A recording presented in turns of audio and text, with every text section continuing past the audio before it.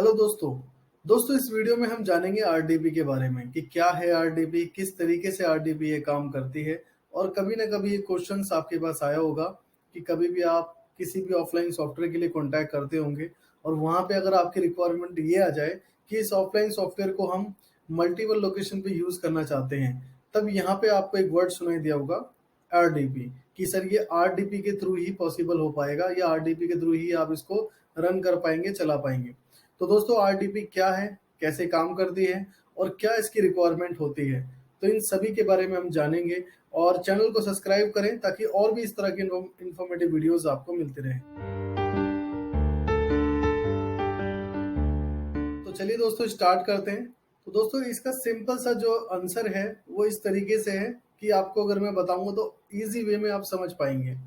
अगर आपको multi user या आपको एक या एक से ज़्यादा पीसी यूज करने हैं तो वहाँ पे आपको यूजर ऐड ऑन कराने होते हैं। चाहे आपके किसी भी तरह का जो है लैपटॉप हो, डेस्कटॉप है, एक ही सिंगल लोकेशन है, आप वहाँ पे चाहते हैं कि 2 पीसी में आपका ये सॉफ्टवेयर रन हो जाए, तो उस केस में आप यूजर ऐड ऑन कराते हैं।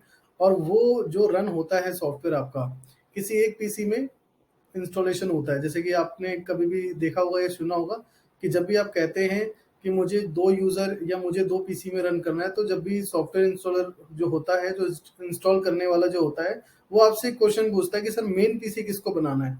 मेन पीसी का उनका मतलब ये होता है कि जो सॉफ्टवेयर है वो आपके मेन पीसी में इंस्टॉल होगा और दूसरा यूज़र जो है आपके उसी मेन पीसी के डेटा को एक्सेस कर सकता है आपके वही सिंगल लोकेशन के लिए। बट वहाँ पे 1 से 2 जो है हार्डवेयर कंपोनेंट आपको ऐड करना होता है। जैसे आपको राउटर ऐड करना होता है और वायर लाइन ऐड करना होता है। अगर वाईफाई है दोनों पीसी में तो वो वाईफाई से भी कनेक्ट हो जाते हैं।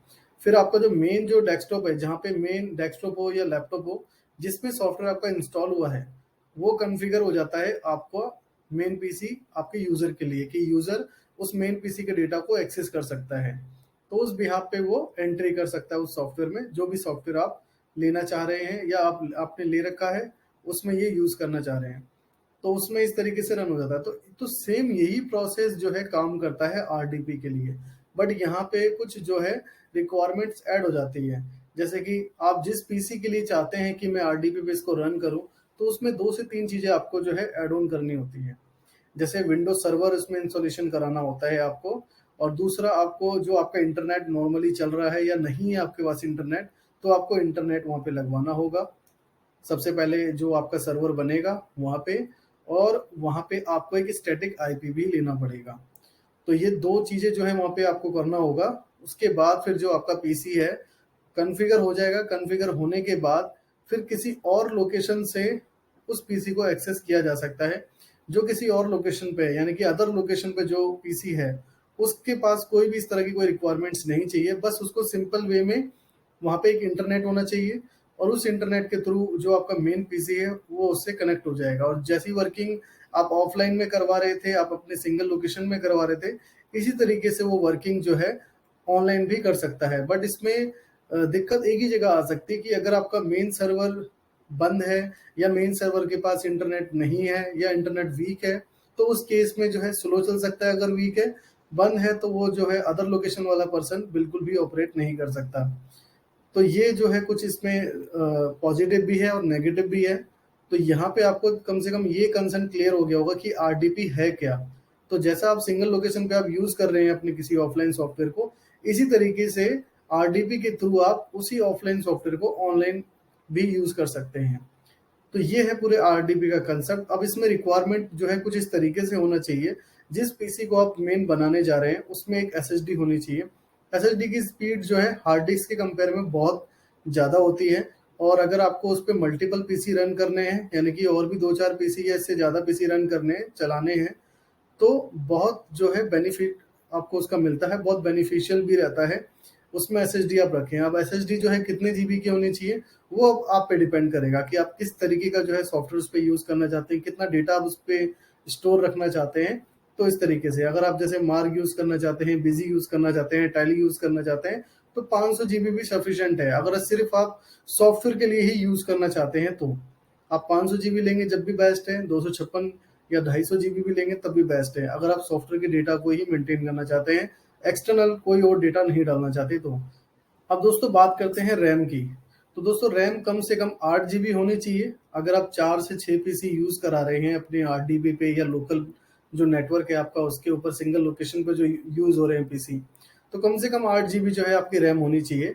अगर और भी आपके यूज़र्स बढ़ते हैं, यानी कि 6 के वो ऊपर और भी यूज़र जाते हैं, 8 यूज़र 10 यूज़र कनेक्ट हो जाते हैं आपके, तो आप जो है रैम बढ़ा सकते हैं, 2 जीबी या 4 जीबी और एक्स्ट्रा कर सकते हैं, कभी भी इन फ्यूचर कर सकते हैं उसको आप। तो रैम आपको कम से कम इतना रखना चाहिए। आती है बात प्रोसेसर की, तो प्रोसेसर दोस्तों कम से कम i5 होना चाहिए, क्योंकि आपका जो मेन पीसी है उसी मेन पीसी पे जो आपके और भी आउटलेट हैं जो अदर लोकेशंस पे हैं वो उसको ऑपरेट करेंगे। तो आपका मेन पीसी जो है काफी पावरफुल होना चाहिए, काफी इसमें स्पीड होनी चाहिए कि किसी भी यूजर को कोई दिक्कत ना आए। तो आपको प्रोसेसर कम से कम i5 रखना है। और दोस्तों जो उसमें विंडो है, विंडो जैसे कि मैंने शुरू में बताया कि विंडो सर्वर आपको उसमें रखना है।